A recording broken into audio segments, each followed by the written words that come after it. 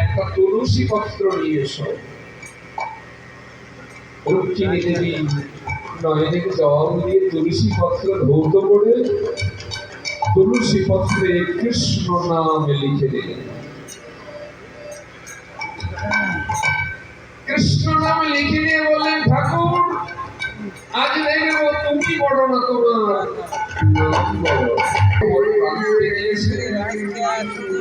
কৃষ্ণ নামে লেখা তুলসী পত্র এত ভারী হয়ে গেছে যে প্রাণ গোবিন্দ হালকা হয়ে গেলেন। হরি বল, হরি বল।